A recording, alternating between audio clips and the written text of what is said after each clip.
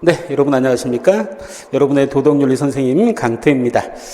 자, 이번 시간부터 교과교육론 시간으로 이제 들어가도록 하겠습니다. 그럼 먼저 간단하게만 말씀을 드릴게요. 여러분, 교과교육론이 우리 임용고시에서 차지하는 비중은 한 30% 정도. 자, 제가 맡고 있는 서양철학이 차지하는 비중은 한 25%. 그 다음에 정치, 사회, 사상이 우리 임용고시에서 차지하는 비중은 한 15% 정도 봅니다. 그럼 합쳐서 한 40% 되겠죠.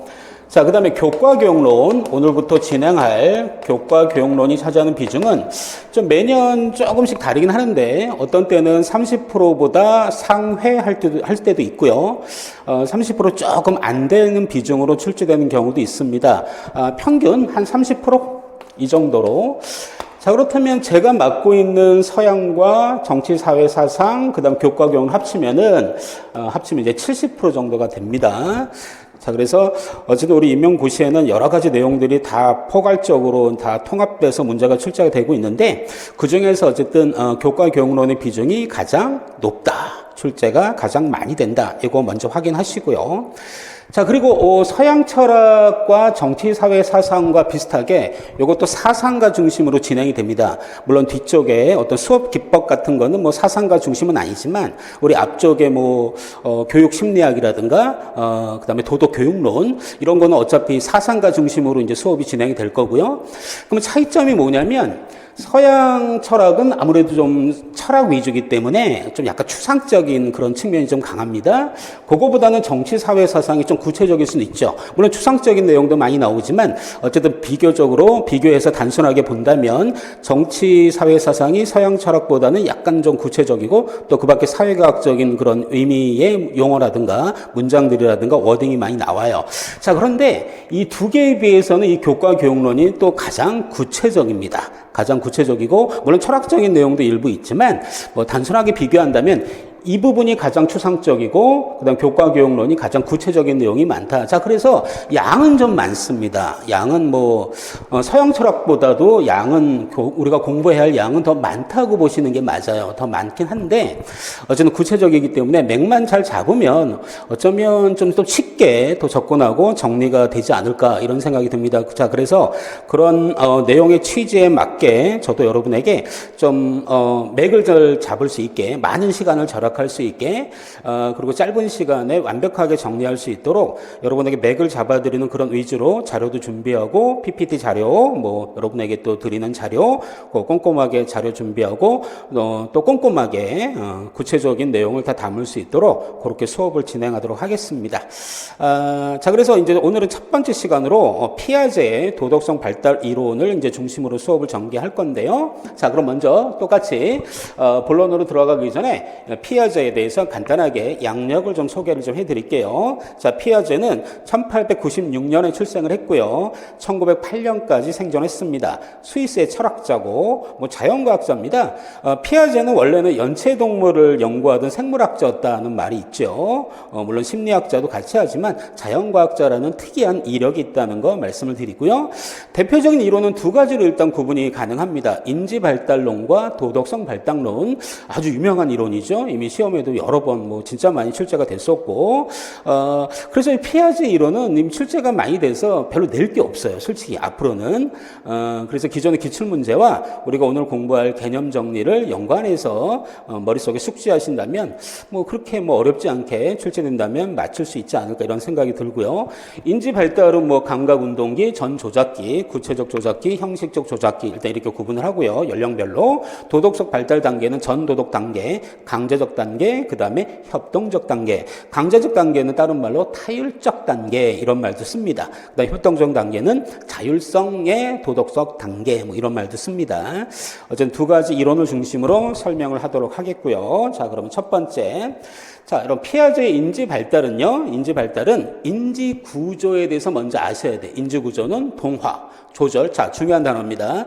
인간의 인지 구조는 동화, 조절, 그 다음에 평형화.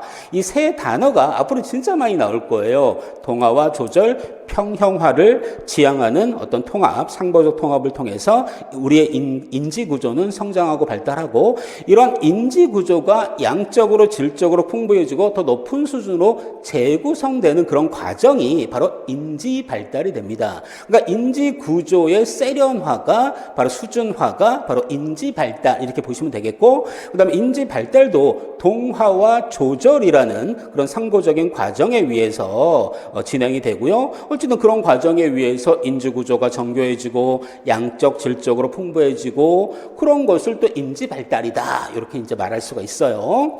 자, 그럼 좀 더 구체적으로 자 피아제는요 인지 발달의 단계를 4단계로 구분합니다. 감각 운동기, 전 조작기, 구체적 조작기, 형식적 조작기 요건 좀 암기하시고요.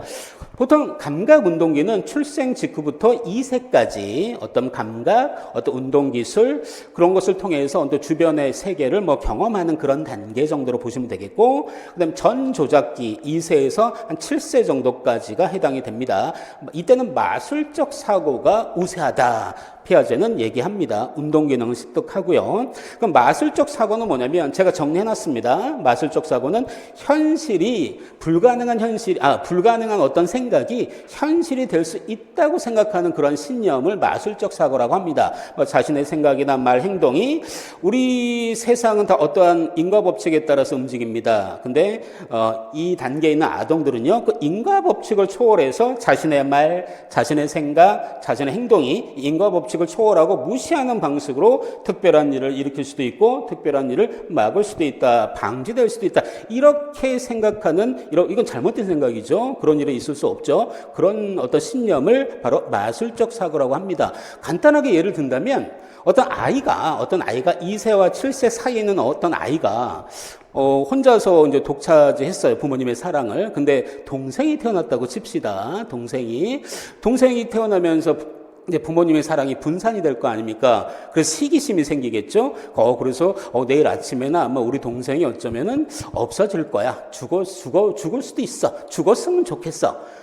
우리는 그건 불가능하다고 생각하잖아. 근데 그 아이는 아마 그런 일이 있을 거라고 강한 신념을 가질 수도 있다는 거예요. 현실에서는 발생하지 않겠지만 그런 사고를 마술적 사고다라고 하고 그때는 전 조작기 때 이런 마술적 사고가 우세합니다. 그 다음에 구체적 조작기는 7세에서 11세에 해당이 되고요. 이때는 보전 개념이 습득이 됩니다. 자, 보전 개념도 제가 여기다 정리를 해놨습니다. 자, 대상의 모양이 변해도 양은 변하지 않는다. 이런 개념을 보전 개념이라 그래요. 예를 들면은 어떤 물이 있습니다. 어떤 평평한 어떤 그릇에 담겨 있는 물이 있습니다. 그 물을 좁은 어떤 컵에 물을 담아 놓으면 물의 높이는 어떻게 돼요? 올라가죠. 그래서 우리가 물의 높이가 올라가니까 물의 양이 더 많아졌나 이렇게 생각할 수도 있겠지만 하지만 양은 그대로잖아요. 그죠? 그 똑같은 물을 그릇만 바꿔서 옮겨 놓은 거기 때문에 보이기에는 높이가 높아졌으니까 양이 많아지지 않았나 이렇게 생각이 될 수도 있겠지만 결국 양은 똑같은 거 아닙니까? 우리는 알잖아요. 그 양이 똑같다는 걸. 모양이 설사 변했다고 하더라도 바로 그런 개념이 보정 개념인데 이 전 단계에서는 그런 보정 개념이 없어요. 그냥 보이는 대로 이제 생각하는데 설사 보이는 모습이 달라도 양에는 변함이 없을 수 있다. 그런 개념, 그런 보정 개념을 습득하는 게 구체적 조작기 7세에서 11세에 해당이 됩니다. 어떤 서열화를 할 수 있고 분류화도 할 수 있고 그리고 초보적인 연역적 사고도 가능한 그런 단계가 되고요. 그 다음에 11세 이후는 형식적 조작기입니다. 이때는 추상적인 사고, 추상적인 이성에 입각한 추상적인 사고도 발달할 수 있다. 자, 이렇게 피아제는 4단계로 인지 발달 단계를 이제 구분을 합니다. 자, 이게 첫 번째 우리 미래의 우리 선생님들이 먼저 알아두셔야 할 그런 내용이고 이건 출제가 적지 않게 이미 출제가 됐다는 거 다시 한번 말씀을 드릴게요. 자, 그럼 두 번째 페이지로 넘어갑니다. 자, 이 부분도 이미 출제가 됐습니다. 피아제가 인지 발달론 핵심 개념으로 이제 몇 가지를 제시하는데요. 자, 그 첫 번째가 바로 도식입니다. 스키마라고도 하죠. 스키마. 자, 개인이 어떤 사물을 보고 어떤 형상을 보고 그 의미와 그 특성을 인식해서 어떤 공통점이 있을 수 있고 인식된 내용 중에는 어떤 외부 사물을 인식하고서 그 사물들 간의 공통점과 차이점을 아마 느낄 겁니다. 그런 특성에 따라서 분류하고 조직하고 해석하고 판단 평가하고 그에 따라 행동하는 그런 지적인 구조 상태, 이런 지적인 구조 상태를 스키마라고 하는데, 자, 이거는 우리 현실에 대한 정확한 모사다 이렇게 말할 수는 없어요. 이거 그냥 독특한 어떤 경험에 의해서 조절되기도 하고 변하기도 하고 형성되는 거기 때문에 도식은 실제에 대한 정확한 모사다 이렇게 말할 수는 없습니다. 이건 경험에 따라 달라질 수도 있어요. 자, 어쨌든 도식은 외부 사물에 대해서 어떤 특성을 파악하고 그거를 분류하는 거다. 그런 구조를 스키마 도식이라고 한다. 자, 그렇다면 외부 사물은 어쩌면 환경이라는 말로도 쓸 수 있지 않습니까? 자, 그렇다면 이 스키마는 환경에 적응하거나 환경을 다루거나 아니면 환경을 처리하는 그런 구조다. 이런 표현도 가능해요. 자, 그러면 이런 분류에 따라서 인간 행동한다는 의미일 수 있기 때문에, 자, 그러면 이 분류는 일관되게 분류가 되겠죠?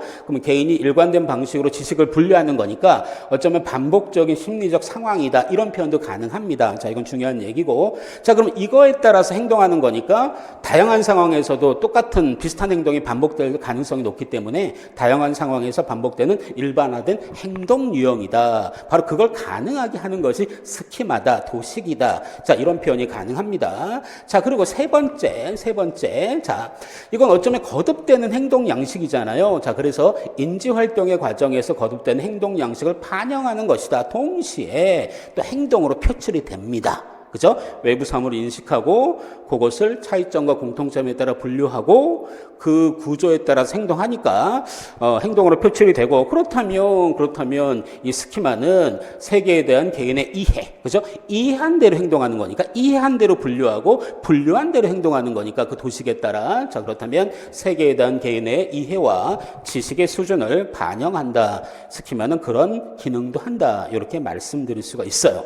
자, 그리고 아까도 말씀드렸지만 이 도식은요, 실제에 대한 정확한 모사다 이렇게 말씀드릴 수는 없습니다. 정확하지 않죠. 그냥 외부 사물을 인식하는 거잖아. 그 나이 수준에 맞게 인식하는 거에 지나지 않기 때문에 정확한 모사라고 볼 수는 없고요.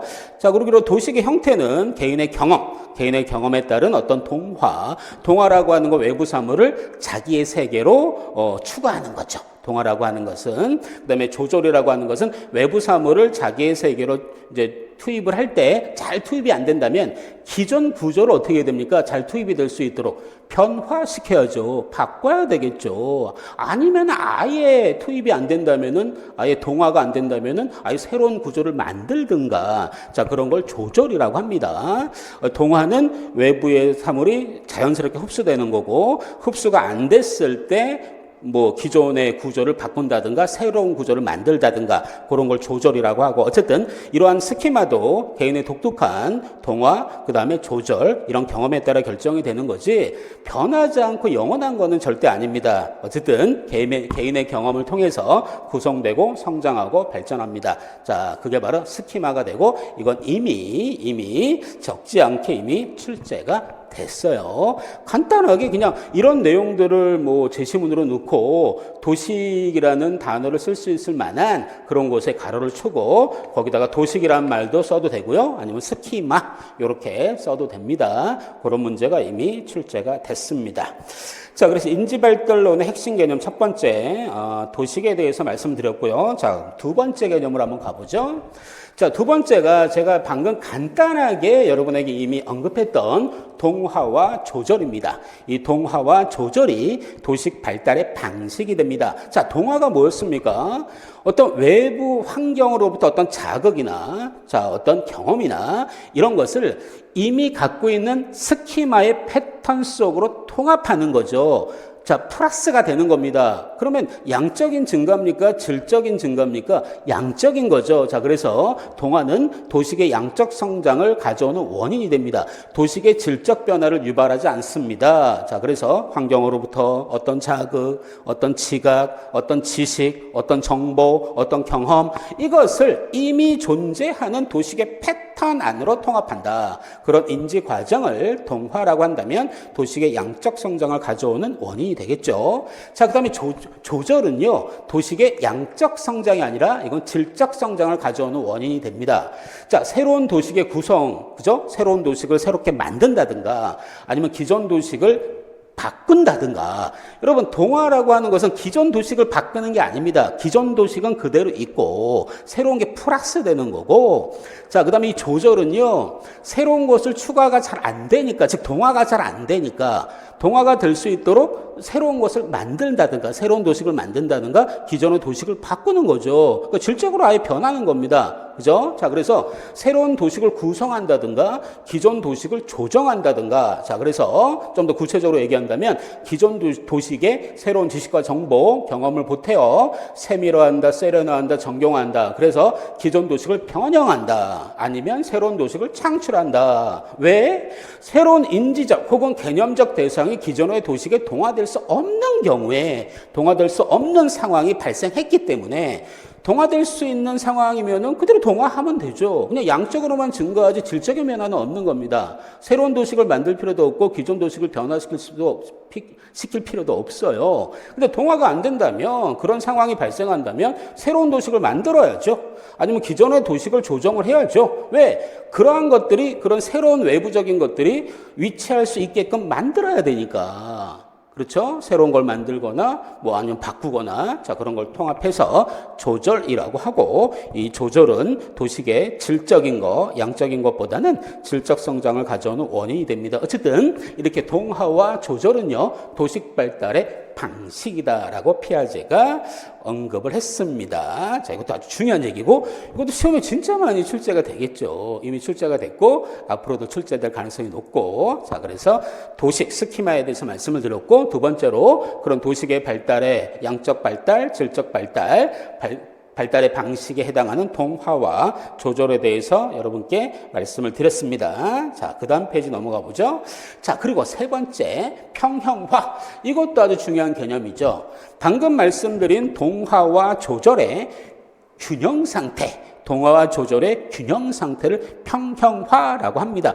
평형화라는 단어가 있으니까 비평형화도 있겠죠. 그렇죠? 자, 그래서 제가 비평형을 말씀을 먼저 드리고, 그 다음 평형화에 대해서 말씀을 드릴게요. 자, 비평형은 뭐냐면, 새로운 경험을 기존의 인지구조에 동화시키지 못해서 발생하는 어떤 인지적인 갈등 상태입니다. 동화가 안 돼. 그럼 갈등 현상이 발생하겠죠? 그런 인지적 갈등 상태를 비평형이라고 하는데, 근데 이 비평형이 있기 때문에 평형이 가능한 거예요. 평형을 추구하는 겁니다. 자, 그렇기 때문에 이 비평형은 인지 발달을 위한 동기화의 원천이 됩니다. 동기화는 어떤 동기, 부여, 어떤 원인 제공, 그런 의미로 이해하셔야 돼요. 자, 좀 더 구체적으로 얘기한다면, 개인으로 하여금 평형을 추구하도록 동기화한다. 또 개인은 조절을 동반하거나, 뭐 동화가 잘 되면은 뭐 조절이 되겠죠.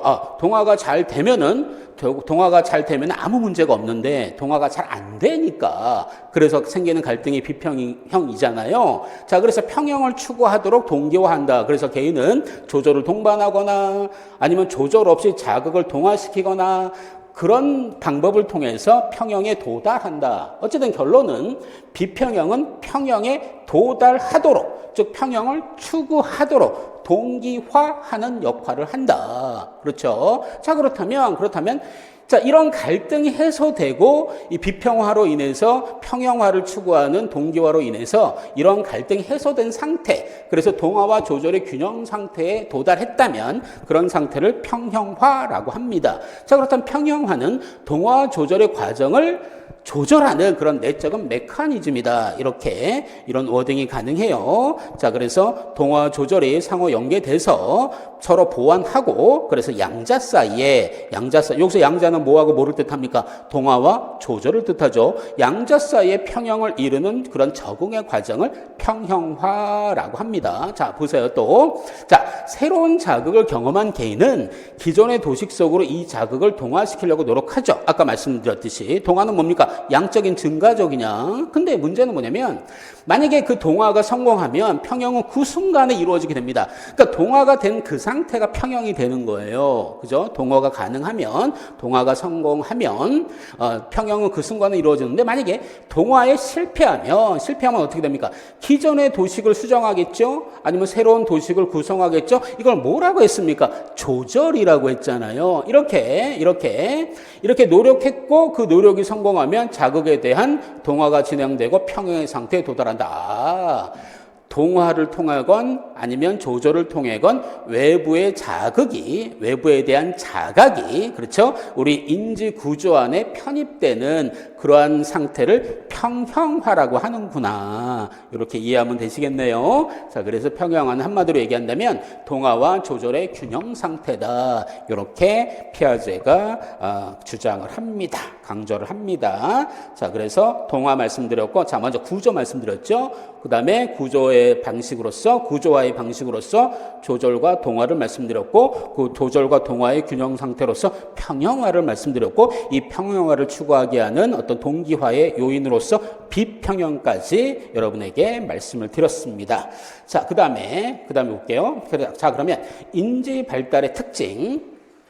자, 인지 발달은요, 인지 구조가 질적으로 변하는 과정을 인지 발달이라고 합니다. 이건 이미 말씀드린 것처럼 감각운동기, 전조작기, 구체적 조작기, 형식적 조작기 이렇게 구분이 되고 각각의 특징은 이미 말씀드렸죠. 이런 인지 발달은요, 일련의 규칙적이고 연속적이며 계열적인 단계를 거쳐서 이루어집니다. 요거처럼, 그렇죠? 이렇게 연속적인 계열적인 단계를 이루고 있죠. 또 각각의, 요거 중요한 얘기인데, 각각의 인지 발달 단계는요, 각각의 단계는 고유한 특성, 고유한 속성이 있습니다. 하지만 각각의 고유한 속성이 있지만 또 전체로서 또 이어지기 때문에 자, 그런 것을 자, 이렇게 피아제는 구조화된 전체. 자, 요거 강조합니다. 요거 출제 가능성이 있기 때문에 아주 출제가 안 됐기 때문에 자, 요 용어 쓰게끔 이렇게 가로쳐서 출제될 가능성이 높을 것 같아요. 딴 건 이미 많이 출제가 됐기 때문에 각각의 단계는 개별적 속성과 특성이 있지만 전체로서 통합이 되니까 전체로 일련의 과정이 완전히 별개는 아니잖아요. 그렇죠? 자, 2세 때 나와 7세 때 나와 11세 때의 나. 각각의 특징적인 어떤 속성이 나타났겠죠. 하지만 어쨌든 나 아닙니까? 그렇죠? 그렇죠? 여러분이 바라보고 있는 강트 선생님이잖아요. 그죠?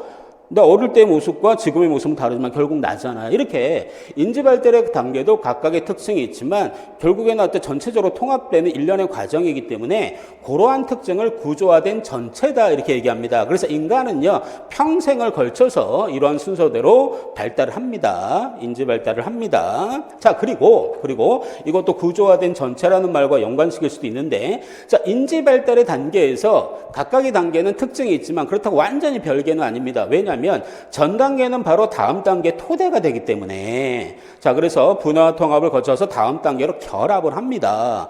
자, 그렇다면 높은 단계는 뭡니까? 높은 단계는 전 단계 인지구조와 지적인 능력, 사고구조 뭐 이런 것들을 변형시키고 개선 발전시킨 게 그 다음 단계가 되겠죠. 이렇게 각각의 단계는 앞 단계 혹은 뒷 단계와 완전히 별개가 아니란 얘기예요. 그런 측면에서도 구조화된 전체를 이룬다. 이런 용어가 적용하는 것이 가능하다. 이런 용어를 적용하는 것이. 자, 그래서 이 페이지에서 제가 여러분에게 강조하고 싶은 거는 요거라는 거 다시 한번 말씀을 드립니다. 나머지 여러분 어때요? 이미 제가 서두에서 말씀드린 것처럼 그렇게 아예 추상적인, 물론 우리 현실보다는 상당히 추상적이겠죠. 하지만 우리가 앞에서 공부했던 서양 철학이라든가 뭐 정치 사회 사상보다는 그래도 약간 구체성이 있고 딱딱 떨어지는 그런 느낌이 있어요. 그죠? 어떤 그런 맥락으로 이 교과교육론을 한번 접근하려고 노력하신다면 양은 비록 많다. 서양 철학보다 많다. 정치 사회 사상이 한 2배 정도는 되지 않나. 서양 철학의 2배는 아니겠지만 여러분 정치 사회 사상보다는 서양 철학의 양이 많잖아요. 하지만 서양 철학보다는 교과교육론의 양이 더 많습니다. 하지만 좀 더 구체성, 단순하게 비교한다면 좀 구체적이지 않나. 좀 딱딱 떨어지는 그런 느낌이 있지 않나. 자, 그래서 여러분 두려워하거나 겁먹지 마시고 한번 그런 식으로 접근하다 보면 오히려 쉽게 여러분의 좋은 지식으로 만들 수 있지 않을까 이런 생각이 듭니다. 자, 인지발달의 특징, 인지발달에 대해서 말씀을 드렸고, 자, 그러면 자, 이러한 인지발달에 영향을 주는 4가지 요소로서 피아제가 제시한 게 있습니다. 자, 요거 출제 가능성이 높습니다. 자, 유전과 성숙, 물리적 경험, 그 다음에 상호작용, 그 다음에 평형화가 또 들어가네요. 유전과 성숙, 그 다음에 물리적인 경험, 상호작용과 평형화 4가지. 자, 자, 유전적 잠재력을 또 성숙이라고 합니다. 타고나는 유전적 속성이 있죠. 그 유전적 속성이 갖고 있는 어떤 잠재력을 성숙이라는 단어로 이해하시면 됩니다. 자, 그래서 유전이라고 하는 것은 어떤 주어진 시기의 발달에 대한 어떤 한계를 설정한다. 자, 그 다음에 그러한 유전적 잠재력의 표현은 성숙. 이 성숙은 뭡니까? 가능성이죠, 이제는. 자, 유전이 타고난 거니까. 인간이 그 유전적인 속성을 바꿀 수는 없잖아요. 그렇죠? 그러니까 어떤 한계와 연관되는 개념이라면 그 잠재력의 표현인 성숙은 가능성의 개념과 연관된다. 자, 이것도 알아두시고요. 자, 그 다음에 우리가 수많은 경험을 합니다. 우리 아동들도 수많은 경험을 해요. 자, 그래서 동화 조절에 자극을 주고 영향을 주고, 자, 이런 동화 조절에 의해서 도식이 성장할 수 있는 거 아닙니까? 도식의 성장과 발달을 이끄는 것이 바로 물리적 경험입니다. 그래서 이미 말씀드린 것처럼 도식은 뭐라 그랬어요? 경험의 산물이잖아요. 도식은 영원한 게 아니라 경험에 의해서 변한다, 성장한다, 변한다, 이런 말씀 이미 드렸고, 그 다음에 상호작용입니다. 자, 인간은요, 상호작용을 통해서 인지가 발달하는 겁니다. 그렇죠? 그 상호작용은 누구와 합니까? 동료 사이, 부모와 자식 사이, 교사와 아동 사이의 상호작용 형태로 이루어집니다.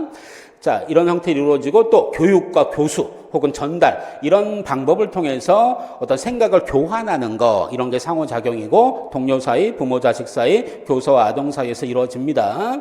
자, 이러한 상호작용을 통해서 아동은 뭐예요? 사회적 지식을 이제 얻게 되는 거죠. 사회적 지식을 구성하게 되고, 물리적인 지식, 그 밖에 논리 수학적 지식, 이런 지식이 또 들어오면 비평형이 일어나겠죠. 왜냐하면 이런 지식이 아동한테는 너무나 낯설고 너무나 어렵죠. 쉽게 흡수가 안 되죠. 그렇죠? 쉽게 흡수가 안 되니까, 쉽게 흡수가 안 되는 걸 뭐라 그랬어? 비평형이라고 했잖아요. 그러니까 이 비평형이 평형화를 추구하는 동기화의 요인이 되고, 결국에서 이제 잘 흡수가 되면 이제 평형화 이루어지는 거고, 어쨌든 이런 사회적 지식을 구성하지만, 어쨌든 이런 사회적 지식도 마찬가지겠지만 더 심한 것은 물리적 지식, 논리 수학적 지식, 이런 거는 잘 이제 흡수가 안 될 테니까 비평형을 일으킬 수 있다. 뭐가? 바로 사회적 상호작용을 통해서 얻게 되는 지식이 비평형화를 유발할 수 있다. 자, 그리고 평형화입니다. 평형화. 어떤 성숙이 뭐라 그랬어요? 어떤 유전적 잠재력이라 그랬죠. 유전적 잠재력에 해당하는 성숙과 그다음에 경험, 그리고 사회적 상호작용, 이러한 역할을 조화시키고 그다음 체계화하고 균형을 이루고 안정을 이루는 자기 규제와 조정의 체계를 바로 평형화라고 합니다. 이렇게 네 가지가 인지 발달에 영향을 주는 네 요소. 자, 유전과 성숙, 물리적 경험, 사회적 상호작용, 평형화. 어때요? 딱딱 떨어지지 않습니까? 그죠? 딱딱 떨어지고, 그리고 여기에 사용된 표현이나 단어들이 그렇게 어려운 건 아니에요. 우리 철학이나 정치 사회에서 봤었던, 우리가 일상적으로 접하지 못한, 쓰지 않는 그런 추상적인 용어는 아니지 않습니까? 자, 그런 것이 교과 교육론의 특징이라고 할 수 있다. 다만 양이 적지 않다. 양이 꽤 많다. 이것만 좀 명심하신다면 효율적인 공부 방법이 아마 떠오르지 않을까. 저는 이미 떠올랐거든요. 떠오른 그런 방식대로 여러분에게 효율적인 수업을 하려고 노력을 할 거고요. 자, 그 다음 단계로 넘어갈게요. 자, 그러면 도덕이 뭐고, 그 다음에 도덕성이 뭐냐. 자, 그리고 도덕성 발달은 또 무슨 의미인가. 자, 그거에 대한 관점에 대해서 한번 설명을 해봅시다. 자, 피아제는요, 도덕에 대해서 이렇게 얘기합니다. 도덕이란 뭐다? 어떤 사회의 근본 원리, 우리 사회는 근본 원리가 있고, 그 근본 원리의 기초에서 어떤 비판적인 사고, 반성적인 사고, 그런 사고를 거쳐서 선택된, 받아들여진 그런 규칙의 체계가 도덕이다. 이렇게 정의를 내립니다. 이건 조금 막연하죠? 좀 추상적이죠? 자, 어쨌든 근데 가만히 생각해 보면, 자, 인간 사회에는 어떤 원리가 있고, 그렇죠? 수많은 원리가 있고, 그 원리에서 벗어날 수는 없습니다, 인간은. 어쨌든 우리 인간 사회 속에서 살아가는 인간이기 때문에 어떤 우리 사회를 지배하는 어떤 근본 원리를 벗어날 수는 없고, 어쨌든 그런 근본 원리에 기초하면서 어떤 비판하고 반성하는 그런 사고, 인지의 어떤 사고를 통해서 선택된 그런 규칙의 체계를 도덕이라고 하고, 자, 그럼 도덕성은 뭡니까? 자, 피아제는요, 단적으로 얘기합니다. 도덕성은 갈등 해결의 논리다. 도덕성은 갈등 해결의 논리다. 이것도 출제 가능성이 상당히 높겠죠. 도덕성은 갈등 해결의 논리다. 자, 자, 보세요. 지금 한 말이 좀 구체적으로 여러분 서술형 쓰는데 도움이 되기 위해서 제가 문장을 한번 만들어 봤는데, 자, 도덕성이란 인간관계에서 발생하는 갈등을 합리적이고 공정한 방식으로 해결하는 갈등 해결의 논리다. 바로 도덕성의 본질적 기능은 바로 공정한 방식으로 인간관계에서 발생하는 여러 가지 갈등을 공정한 방식으로 해결하는 게 바로 도덕성이다. 그런 의미에서 도덕성은 갈등 해결의 논리다. 이렇게 얘기합니다. 자, 그래서 또 이런 성숙한 도덕성의 본질은 동료와의 상호 과정에서 어떤 생각, 관점의 교환을 하고 그 교환을 통해서 이루어지는 뭐예요? 바로 평형, 최대 평형, 이상적인 평형, 상태로 규정되는 정의. 이건 지금 같은 얘기를 지금 표현만 다르게 한 겁니다. 표현만 다르게. 그러니까 이런 얘기나 맥락은 어쨌든 뭐 동일하다고 볼 수 있어요. 하지만 표현은 다르게 봤고, 요거는 갈등 해결의 관점에서 봤고, 여기선 평형에 입각한 정의의 관점으로 봤습니다. 그리고 어쨌든 이러한 도덕성이라고 하는 건 선천적인 건 아니라고 보죠. 선천적인 건 아니고, 자, 뭘 통해서? 타인과의 상호작용을 통해서 능동적인 활동을 통해서 이런 도덕성이 구성이 되는 거지 저절로 구성되는 것도 아니고요. 그다음 선천적으로 타고나는 것도 아니라고 강조를 합니다. 자, 그러면 도덕과 도덕성에 대해서 우리가 한번 봤고요. 자, 그다음 얘기로 한번 넘어가 볼게요. 자, 그러면 도덕성의 발달은 어떤 관점으로 피아제는 얘기했는가? 자, 피아제는요, 이런 도덕성의 발달도 인지 발달의 한 부분이다. 이렇게 얘기합니다. 자, 그래서 도덕성 발달의 단계를, 여러분 인지 발달도 몇 단계로 나눴잖아요. 그럼 도덕성의 발달도 결국 인지 발달의 한 요소이기 때문에 도덕성 발달도 또 몇 단계로 구분이 가능합니다. 논리적으로 본다면. 자, 그래서 피아제는요, 도덕성의 발달 단계를 전도덕적 단계, 강제적 단계, 협동적 단계. 자, 강제적 단계는 타율적 도덕성 단계, 협동적 단계는 자율적 도덕성 단계, 이런 표현이 가능합니다. 이건 출제할 게 너무 많아요. 각각의 특징이 진짜 중요한 내용이 많거든요. 전도덕 단계에서는 그렇게 별 내용은 없어요. 전도덕 단계에서 우리가 특별히 공부해야 될 내용은 뭐 거의 없다고 봐도 무방합니다. 하지만 이 타율적 도덕성 단계와 자율적 도덕성 단계 차이점, 각각의 특징을 알아둬야 되고 양자의 차이점을 명확하게 구분해야 되고, 그걸 제가 정확하게 다 정리를 해놨습니다. 이제 설명을 할 건데, 자, 먼저 도덕성이라고 하는 것은요, 환경, 또 타인과의 지속적인 상호작용, 이런 걸 통해서 단계적으로 발달한다. 자, 또 마찬가지야.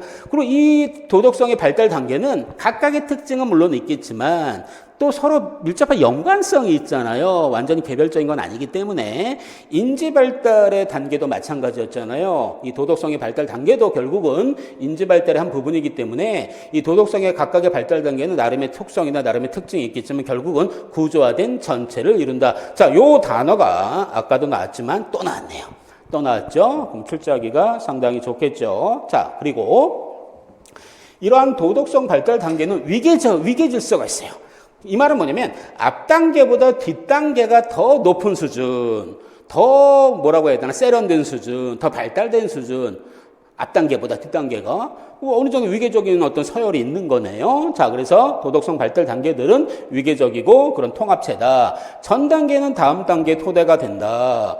그리고 다음 단계와 결합된다. 그래서 높은 단계로 갈수록 도덕 문제에 많은 변이나 양상을 고려하게 되고, 자, 그래서 높은 단계로 갈수록 도덕의 본질에 더 가깝게 된다. 낮은 단계보다. 그러니까 서열이 있는 거 아닙니까? 자, 그런 측면에서 도덕성의 발달 단계들은 위계적 통합체를 이룬다고 말할 수 있는 거예요. 자, 그리고 자, 이것도 중요한 얘기인데, 자, 도덕성 발달 단계는 일정한 순서가 있지 않습니까? 자, 근데 그 일정한 순서는요, 어떤 사회적인 문화적인 요인에 의해서는 변할 수는 없습니다.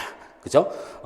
우리가 어떤 사회 문화적인 영향을 많이 받지만 그거에 의해서 이런 도덕성 발달 단계, 이러한 순서, 전도덕, 강제적 단계, 협동적 단계, 이런 순서가 바뀌진 않습니다. 물론 문화적인 요인이 어떤 발달을 촉진할 수도 있고 막을 수도 있고 멈추게 할 수도 있고 그럴 수는 있겠지만 결코 이런 문화적인 요인이 이런 도덕성 발달의 순서를 바꾸지는 못합니다. 또 이런 도덕성 발달에서 퇴행은 없어요. 퇴행은 뭐냐면 요 단계에 도달한 아동이 바로 앞 단계로 다시 돌아가는 현상, 그런 일은 있을 수 없다라고 피아제는 강조를 합니다. 자, 그래서 이런 도덕성의 발달 단계에서 퇴행은 뒤로 빠꾸하는 거죠. 쉽게 얘기한다면 뒤로 돌아가는 거, 또 낮은 수준으로 가는 거, 그런 퇴행은 있을 수 없다라고 강조를 해요. 자, 그 다음 단계로 넘어갈게요. 자, 그럼 구체적인 얘기를 합시다. 자, 도덕성 발달 단계를 제가 말씀을 드렸고, 각각의 특징이 있다 그랬죠. 그걸 하나하나 이제 설명을 할 겁니다. 자, 도덕성 발달 단계는 전도덕 단계 0에서 5세 정도로 구분을 합니다. 네, 강제적 혹은 타율적 도덕성 단계 6세에서 10세 정도. 그 다음 단계는 이제 협동적 혹은 자율적 도덕성 단계, 이렇게 구분이 됐고요. 자, 먼저 전도덕 단계의 특징은요, 별다른 말을 할 게 없어요. 어떤 규칙에 대해서 판단하지 못하는 단계입니다. 이 단계 아동은요, 규칙에 대해서 관심도 없고요. 한 0에서 5세 아이들 한번 생각해보세요. 여러분이 0에서 5세 사이였들 한번 기억해 보세요. 기억이 나시죠? 그때 여러분 규칙에 대해서 알았어요? 규칙에 대해서 관심도 없고 의식하지도 않았잖아요. 그러니까 규칙 위반에 대해서 판단하지 못합니다. 자, 그리고 여러분이 6세에서 10세라고 한번 생각해 보세요. 이때는 강제적 도덕성 단계라고 이제 보시면 되는데 어떤 특징이 있습니까? 그때는요, 규칙에 대해서 아동들은 타율적이고 일방적으로 존중합니다. 이때 보통 규칙은 누가 제시합니까? 바로 엄마, 아빠, 성인이 제시하잖아. 그러니까 성인이 만들어 놓은, 성인이 제시한 규칙을 일방적으로 따르는 그런 연령대잖아요. 그때 6세에서 10세 사이는. 우리 아들도 그랬죠. 우리 아들도 어떤 말을 하면은 한 번도 어기지 않고 무조건 그냥 제 말을 신의 명령처럼 들었던 것 같은데 지금은 절대로 그렇지 않죠. 하지만 그때는 그랬어요. 그때는. 자, 그러니까 규칙을 신성시하고 영원히 존재하는 것으로 여깁니다. 그리고 이제 일방적으로 존중하고 따르겠죠. 근데 결국 그러한 규칙은 어른이 부과하는 거잖아요. 그러니까 그러한 존중은 사실상 규칙을 부과하는 성인에 대한 존중이다, 이렇게 말할 수 있고, 한번 생각해 보세요, 여러분. 우리 아이 때 아빠 어때? 엄청 큰 산처럼 보이잖아요. 엄마도 키도 엄청 크고, 그렇죠? 뭐 대단한 존재, 신적인 존재일 겁니다. 그 6세에서 10세 안에 있는 그 아동한테는 부모님이라는 존재, 또 선생님이라는 존재, 이웃 어른이라는 존재는 엄청 큰 존재예요, 자기보다. 근데 이제 중학생이 되고 고등학생이 되면 나보다 키가 작네. 이 사람이 이렇게 작았어. 나 어릴 땐 진짜 커 보이고 그랬었는데 뭐 그런 느낌이 들 것 같아요. 하지만 어쨌든 이 6세에서 10세 아동한테 규칙은 타율적이고 일방적으로 존중의 대상입니다. 그것은 곧 그 규칙을 부과한 성인에 대한 존중이다, 이렇게 말할 수 있고, 자, 그리고 이 연령대에서는 자기중심주의가 강합니다. 자기중심주의. 왜냐하면 이 연령대에서는 주관적인 세계와 객관적인 세계를 구별 못해요. 내적인 실제와 외적인 실제로 구별할 수 없습니다. 그러니까 결국은 자기 생각대로 행동합니다. 그러니까 결국은 자기 생각이 언제나 옳고 자기 생각이 언제나 정확하고 그런 자기중심적 사고가 드러날 수밖에 없고, 근데 피해자는요, 이 자기중심적 생각을 그렇게 비판만 하는 건 아니야. 자기중심적 생각을 잊고 그 자기중심적 생각을 넘어서서 성숙이 하게 된다면 이 성숙이야말로 모든 도덕성의 시작이다. 자, 이렇게 강제적, 타율적, 도덕성 단계에서는 자기중심주의가 강하게 드러나고, 그럼 이 자기중심주의를 넘어서야 되겠죠. 그걸 성숙이라고 말할 수 있고, 그 성숙이야말로 피아제는 모든 도덕성의 시작이라고 주장을 합니다. 자, 계속해서 한번 볼게요. 자, 그리고 중요한 말이 나오죠. 자, 그리고 이 타율적 도덕성 단계에서는 바로 도덕적 실제론이 지배하는 단계다. 자, 그래서 도덕적 실제론이 뭔가 제가 또 나름대로 잘 정리를 했는데, 먼저 도덕적 실제론.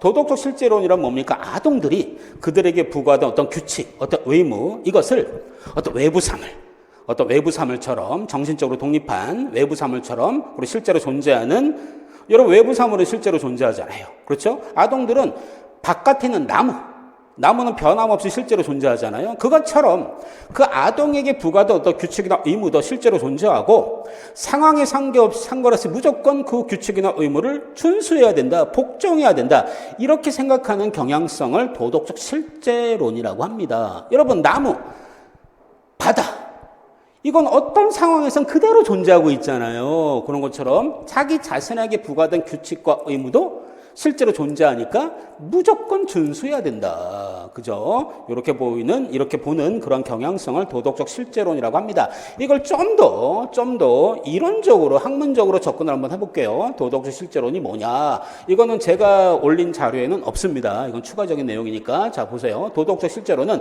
선은 성인이 부과한 규칙에 대한 복종이다.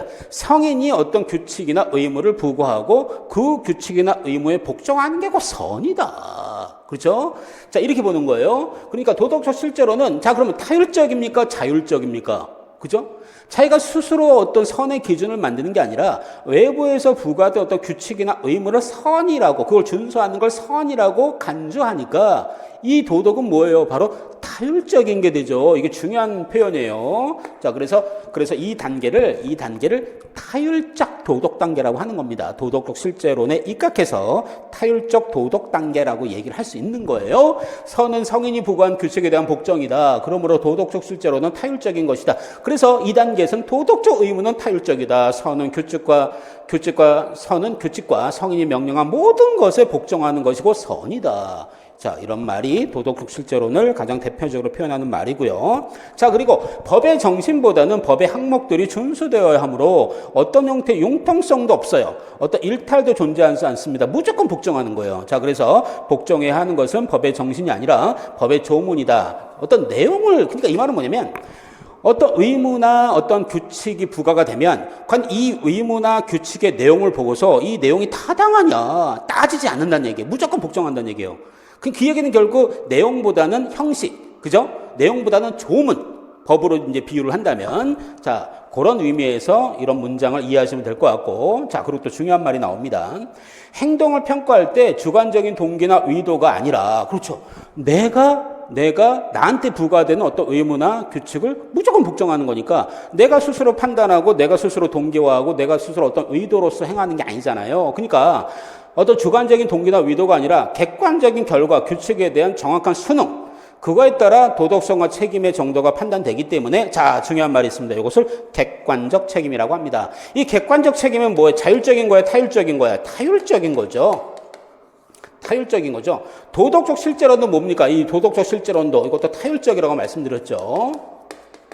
도덕적 실제론도 타율성의 개념과 연관되고, 그 다음에 지금 말하는 객관적 책임, 물론 이 객관적 책임도 도덕적 실제론 안에 있는 개념이긴 한데 결국 이 객관적 책임도 타율성과 연관이 됩니다. 자, 그래서 객관적 책임은 결국은 성인의 강제와 구속의 산물이고 그걸 무조건 준수하는 거니까 타율적인 거잖아요. 자기가 의도하고 자기가 동기화해서 준수하는 게 아니잖아요. 그러니까 무조건 준수하는 거니까 타율적이다 이렇게 말할 수 있고, 자, 그래서 이런 내용들이 바로 도덕적 실제론에 해당이 되고, 이 단계의 아동들은 도덕적 실제론, 자기중심주의 뭐 그런 것들이 지배하는 단계다 이런 표현이 가능합니다. 자, 그리고 계속해서 한번 보면, 자, 제가 자세히 정리를 했어요. 제 성격이 그렇습니다. 웬만하면 처음에 공부할 때 이것저것 경중 따지지 않고 중요한 것만 하고, 이거 안 중요해, 버려, 이런 성격이 아니에요. 물론 어느 정도의 한계와 범위는 정해놔야죠. 그죠? 그 한계와 범위를 벗어나는 것까지 우리가 공부할 필요는 없고, 어느 정도 한계와 어떤 범위를 정해놓고 그 안에는 경중을 따지지 않고 다 똑같은 비중으로 다 공부하는 게 맞다고 봅니다. 왜냐하면 시험이라는 게 중요한 것만 나오는 건 아니거든요. 만약에 시험이라는 게 중요한 것만 딱딱 골라서 낸다면 중요한 것만 하면 되는데, 근데 시험이 그렇지 않습니다. 중요한 거는 누구나 다 열심히 공부하고, 가끔 시험에 안 중요하고 저 구석탱이에 있는 문제가 나왔을 때 우리는 당황하게 되고, 결국 그 문제가 결국 합격과 불합격을 결정하는 경우가 상당히 많아요. 여러분 많이 겪었을 겁니다. 아마 수능에서도 겪었고, 또 우리 인생을 살아가는데 수많은 시험이 있잖아요. 그죠? 대학원 시험도 그렇고, 공무원 시험도 그렇고, 고시도 그렇고, 우리 임용고시도 그렇고. 자, 그러니까 웬만하면 처음 할 때 이것저것 완벽하게 하시고, 그 다음에 내가 그것을 통제할 수 있는 능력이 생겼을 때, 그때는 이제 비중을 조금 조절하면 되겠죠. 그죠?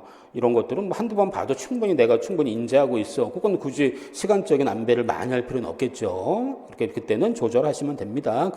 그런 능력이 생겼을 때. 자, 그리고 도덕적 의무를 지켜야 할 동기는 어른이나 외적 권위에 대한 일반적 존중, 그 다음에 압력에 의해서 유지가 됩니다. 이 말은 뭐냐면 만약에 도덕적 의무를 강요하는 외적인 힘이 사라지면 아동은 쉽게 의무를 위반하게 된다는 얘기예요. 아이가 엄마가 강하게 아침 일찍 일어나 이럴 때는 일어나지만 엄마가 뭐 그런 말을 뭐 한두 번 안 하면 그다음부터는 뭐 늦게 일어나고 자기 마음대로 일어나고 그런 경우가 있을 수 있다는 얘기예요. 그래서 도덕적 의무를 강요하는 외적인 힘이 사라지면 아동은 쉽게 도덕적 의무를 위반하게 된다. 그러니까 계속적인 외적 압력을 해야 됩니다. 행사해야 됩니다.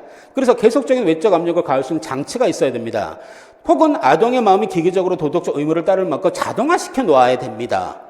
자, 그런 방법이 뭐 있어요? 뭐 칭찬과 보상을 한다든가 벌을 준다든가 강제를 한다든가 어떤 행위를 이끌어내는 환경적 조건화를 만들어 놓는다든가 아니면 계속적으로 훈련을 시켜 놓는 거죠.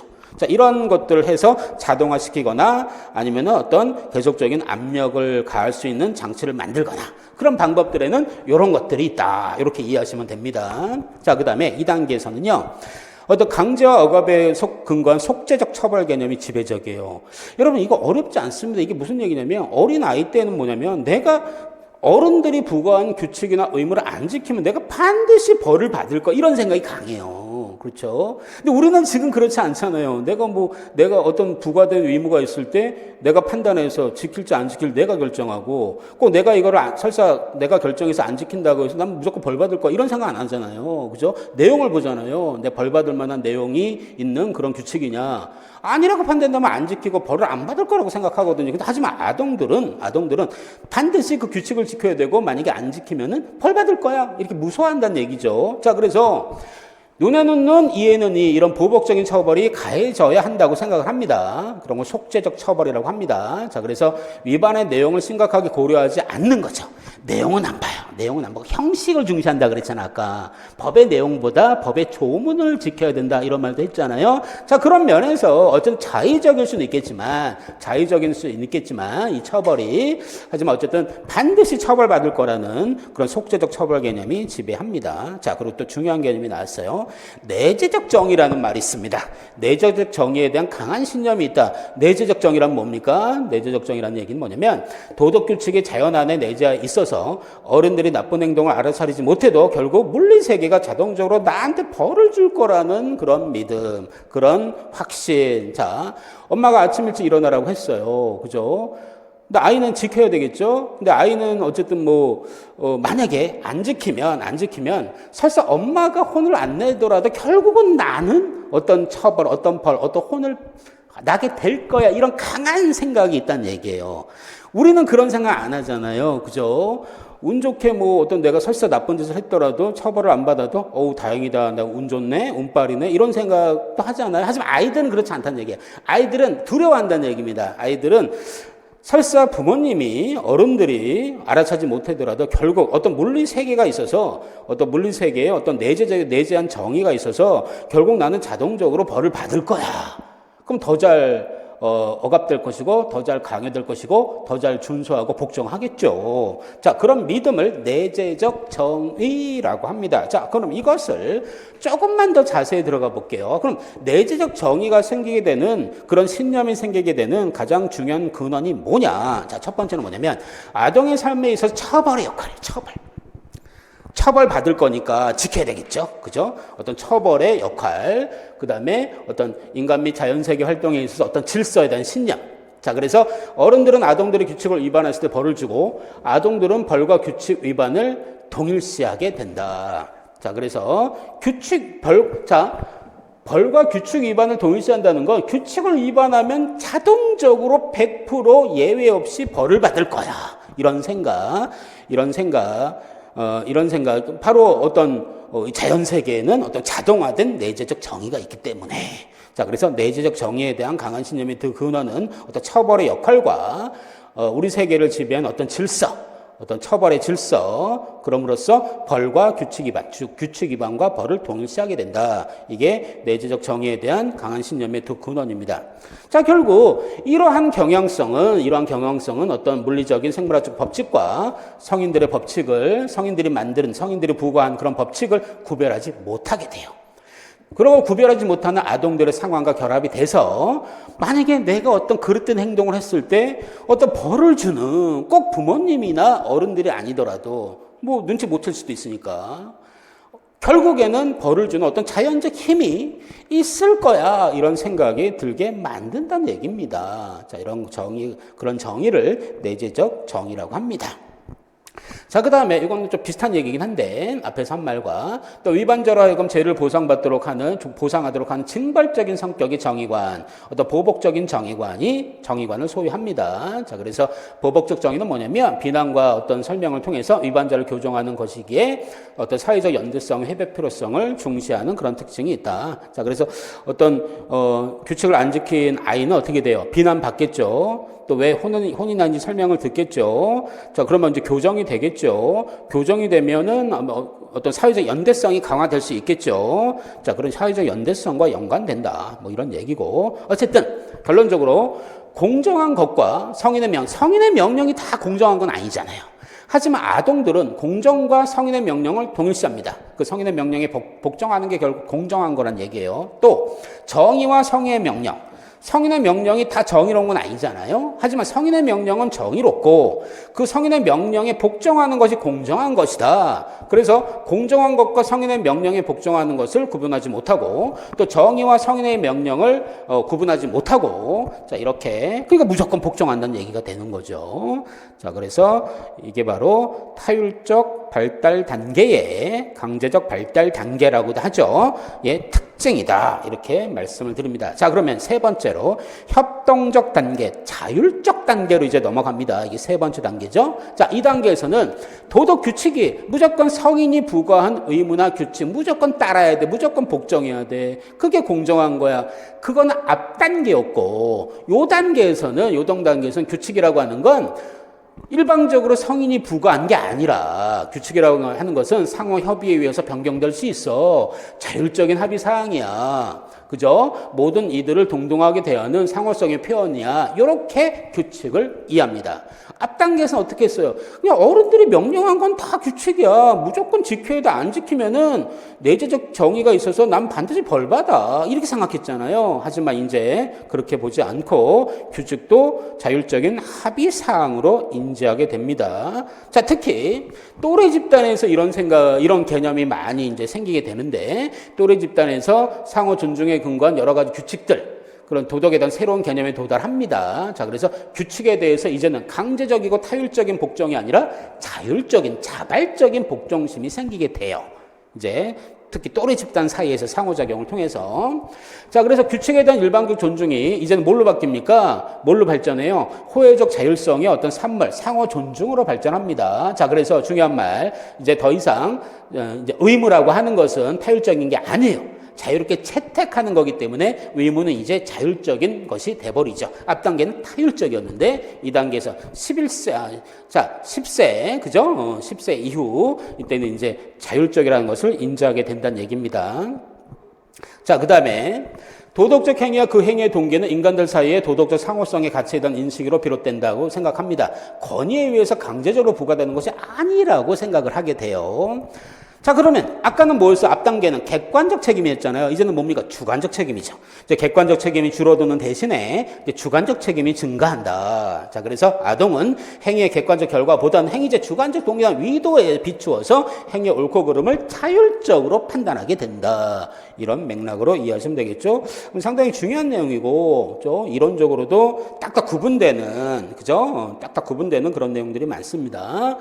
그리고 처음 접하면은 좀 어려울 수도 있겠지만 가만히 보면 우리 일상과 그렇게 동떨어진 그런 용어나 표현들이 아니에요. 그죠? 우리가 서양 철학이나 정치 사회에서 할 때는 약간 조금 거리감 느끼는 그런 용어들이 많이 나왔는데, 근데 용어들 보시면 그렇게 거리감이 느껴지지 않죠. 그런 맥락을 파헤쳐서 공부한다면 아주 효율적인 공부가 되지 않을까 생각이 드네요. 자, 그리고 요거 한번 보세요. 자, 아까 말씀드렸듯이 객관적 책임은 타율적이라고 그랬죠? 지금 말씀드린 주관적 책임은 자율적인 겁니다. 자, 그러면 객관적 책임이 강제와 구속의 산물인 반면에 주관적 책임은 협동의 산물이다. 왜 그렇게 말할 수 있는가? 이거 강력한 서술형 문제입니다. 강력한 서술형 문제. 왜 객관적 책임이 강제의 산물이고 주관적 책임은 협동의 산물이냐? 왜냐하면 아동들은 보세요. 주관적 책임에 의해서 어떤 판단을 하려면 어떻게 돼요? 다른 사람의 입장으로 한번 생각을 해봐야 돼요. 다른 사람 입장에서 생각을 하고 행동을 바라봐야 됩니다. 역지사지라고 하죠. 자, 그럼 어떻게 됩니까? 협동, 연대성이 이제 주어지는 거죠. 연대성의 관념이 주어지는 거죠. 그렇기 때문에 아동들이 주관적 책임에 의한 판단을 하기 위해서는 자기 자신보다는 다른 사람의 입장, 또 다른 사람의 입장에서 행동을 바라봐야 하기 때문에 객관적 책임은 주관적 책임은 강제가 아니라 협동의 산물이라고 말할 수 있다. 만약 이 문장이 나온다면 이 문장을 그대로 쓰시면 됩니다. 그거를 예상하고 제가 문장을 제시하는 거기 때문에 이대로 여러분들이 정리하시면 되겠죠. 자, 그리고 이때는 앞단계와는 달리 호혜성에 의한 처벌이에요. 호혜성에 의한 처벌. 호혜성에 의한 처벌은 뭐냐면 만약에 그런 규칙을 위반한 사람이 위반했을 때 발생하는 어떤 결과들을 경험하게 하는 거죠. 경험하게 하면 어때요? 이런 규칙을 지켜야 되겠구나. 안 지키면 이런 안 좋은 결과가 생기는구나. 이런 생각을 하게 된다는 얘기입니다.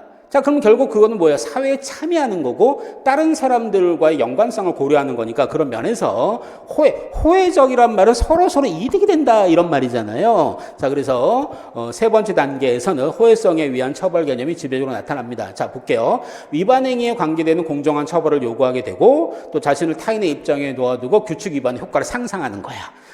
그 상상하는 것 자체가 다른 사람과 연관되는 거기 때문에 그 자체가 공동체에서 구성하는 사회적 관계에 참여하는 거나 마찬가지입니다. 그러면 결국 이 사람은요, 공동체를 다스리기 위한 규칙과 규제의 필요성을 인식하게 되고 그러다 보면은 어떤 사회적인 연대성을 소중하게 여기게 된다. 자, 이렇게 이어지는 거죠. 자, 그럼 좀 더 구체적으로 호혜성에 의한 처벌이 뭐냐? 자, 이거는 이제 학문적인 어떤 표현으로 보시면 됩니다. 이걸 물어보는 문제가 나오기는 어렵겠지만 혹시 모르니까 제가 한번 정리해 봤는데 호혜성에 의한 처벌은 규칙을 위반한 행위를 통해서 사회적 연대감을 파괴한 사람에게 그러한 위반의 자연적 결과를 경험하게 하는 거예요. 그죠? 그런 방식으로 처벌하는 거죠. 그래서 규칙 위반자로 하여금 결국 위반의 의미를 깨닫고 위반하면 안 되겠구나. 나뿐만 아니라 다른 사람에도 피해가 가는구나. 그러면 안 되겠구나. 그런 위반의 의미를 깨달아서 다시는 그런 일을 반복하지 않게 하는 그런 처벌. 단순히 복수의 그런 처벌로, 보복의 처벌로 끝나는 것이 아니라 이런 것을 이런 위반을 하면 안 된다는 걸 깨닫게 하고 그럼 어때요? 사회적 연대성도 강화되고 사회에도 도움이 되겠죠. 서로 도움이 되겠죠. 자, 그러니까 단순한 복수에서 끝나는 그런 처벌이 아니라 복수로 끝나는 처벌이 아니라 사회에 이득이 되고 딴 사람에게 도움이 될 수 있는 그런 처벌, 그것을 호혜성에 의한 처벌이라고 합니다. 자, 그 다음에 앞 단계에서는 내재적 정의에 대한 신념이 있다고 제가 강조를 했었죠. 근데 이 단계에서는 내재적 정의에 대한 신념을 소유하지 않습니다. 내재적 정의가 뭡니까? 내가 규칙을 위반하면은 설사 어른들이 알아차리지 못하더라도 결국에는 내가 자동적으로 내가 어떤 존재하는 어떤 힘이 있기 때문에 결국은 정의가 있기 때문에 결국 난 처벌을 받을 거야. 이런 걸 내재적 정의라고 했잖아요. 근데 세 번째 단계에서는 그런 내재적 정의에 대한 신념을 소유하지 않습니다. 어떤 정신적인 능력이 발달했잖아요. 그래서 아동들은 이 나이의 아동들은 자연세계의 법칙과 성인이 만든 인위적인 법칙은 이제 구분하게 돼요. 자, 그래서 아동들이 교사나 부모로부터 부당한 대우를 받았을 때 이 아동들은 더 이상 보편적이고 자동적 정의가 존재하지 않는다는 걸 깨닫게 돼요. 그러니까 어른들이 이 나이대의 아동들한테 말한 것은 반드시 지키는, 말은 이렇게 하고 이렇게 하라고 의무를 부과했는데 어떤 뭐 점검도 안 하고 뭐 방치하고, 그럼 아이들은 결국 처벌을 안 받게 되면은 또 부당한 대우를 당하게 되면 정의라는 것은 자동적인 정의는 존재하지 않는구나, 이런 걸 이제 깨닫게 된다는 얘기입니다. 그래서 내재적 정의에 대한 신념을 소유하지 않게 된다. 자, 그리고 자, 상호 존중에 근거한 또 협동에 의해 조장된 또 평등을 특징으로 하는 어떤 분배적인 평등적인 정의관의 개념을 소유하게 됩니다. 자, 그래서 이러한 정의관은 아동들 간의 상호 접촉의 결과인 협동심이 증가하면서 발달하게 된다. 자, 그래서 일방적 존중의 근거에서 세워진 의무의 구조가 아닙니다. 이거는 상호 존중의 독특한 호혜성의 습관에서 나오는 것이라고 할 수 있고요. 자, 피아제는 성인의 권위는 아동의 정의감 발달에, 아동의 정의감 형성에 도움이 되지 못한다. 자, 정의라고 하는 것은 어떤 협동과 연대성에 의한 프로그램에 의해서 발달하는 거지, 성인의 권위적인 그런 태도, 성인의 권위적인 어떤 아동을 대하는 그런 자세, 관점, 그런 걸로는 아동의 정의감이 발달하지 못한다. 자, 그러니까 어떤 협동의 프로그램, 어떤 연대성에 의한 프로그램, 이런 것을 개발해야 된다. 왜냐하면 그런 것에 위해서만 이런 정의관이 발달할 수 있기 때문에 이렇게 강력하게 주장을 하죠. 자, 이게 도덕성 발달 단계의 특징이었고요. 자, 더 갈게요. 자, 그러면 아동들로 하여금 도덕성을 발달하게 하는 요인에는 뭐가 있느냐? 자, 첫 번째 바로 인지적 성숙입니다. 인지적 성숙을 좀 구체적으로 얘기한다면 아까 말씀드린 자기 중심성이 강화되는 걸까요? 약화되는 걸까요? 바로 약화되는 거죠. 자기 중심성이 저하되고 역할 채택 기능이 발달하는 거. 이게 바로 인지적 성숙이고, 피아제는 이 인지적 성숙을 도덕성 발달의 핵심적인 지표로 제시합니다. 자, 그래서 좀 더 구체적으로 얘기한다면 규칙에 대한 이해가 변해가 됐어요. 내재적 정의라는 건 없구나. 그리고 호혜적 정의, 어떤 분배적 평등적 정의, 이런 걸 알게 됐어요. 또 규칙이라는 것도 일방적으로 어른들에 의해서 부과되는 것이 아니라 규칙이라는 것도 협의의 산물이구나. 이제 아동들은 그걸 알게 됐단 말이에요. 자, 그러니까 규칙에 대한 이해가 변하다면서 아동의 역할 채택 능력에도 변화가 생깁니다. 역할 채택 능력이 높아진다는 얘기죠. 또 타인에 대한 관점에 대한 인식이 증가하게 되면서 자기중심주의가 감소하게 돼요. 이렇게 역할 채택 능력이 높아지고 자기중심주의가 감소하는 게 바로 인지적 성숙입니다. 인지적 성숙이고, 자, 그러면 좀 더 구체적으로 얘기한다면 이런 외재적인 동기, 즉 타율적 의무죠. 이런 외재적 동기에 의한 이런 타율적 의무가 협력으로 대체가 되고, 이 협력은 어떤 도덕성을 이끕니다. 협동적 도덕성을 유발하게 하는 강력한 동인으로 작용할 수 있고요. 또 무조건 순종하던 것이 이제는 호혜성과 상호 존중으로 대체가 되고요. 결국 타율적인 도덕성은 이제 뭡니까? 호혜성의 기준에 대한 수용에 의해 생겨나는 선에 대한 의식이 자율적 도덕성으로 대체가 되죠. 자, 타율적 의무는 협력으로 대체가 되고, 순종은 상호 존중으로 대체가 되고, 타율적 도덕성은 자율적 도덕성으로 대체가 됩니다. 이런 과정을 다 통틀어서 뭐라고 그래요? 바로 인지적 성숙이다. 좀 더 딱 부러지게 얘기한다면 인지적 성숙은 자기중심성이 떨어지는 거고 역할 채택 기능이 발달하는 거다. 이렇게 말할 수 있습니다. 어쨌든 도덕성 발달의 첫 번째 중요한 요인은 인지적 성숙을 얘기를 했고, 자, 그 다음에 도덕성 발달의 요인으로 피아제는 또 상호작용을 얘기합니다. 특히 또래 간의 상호작용을 또 강조했어요. 이런 상호작용이 아동의 도덕성 발달을 촉진하는 그런 역할을 한다. 자, 볼게요. 자, 평등한 또래 관계에서 새로운 경험을 합니다. 이제 새로운 경험을 했어요. 어떤 자각이 이제 생겼겠죠. 성인의 정신의 자신을 종속시켜 했던 이전의 경향성, 그 이전 단계에서는 뭐였어요? 무조건 복종했잖아요.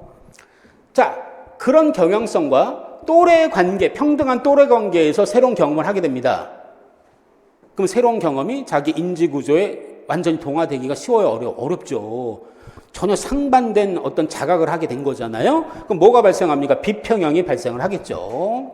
자, 그러면 강제적 도덕성으로 나타난 이전의 낡은 인적 평형이 어떻게 되냐? 파괴됩니다.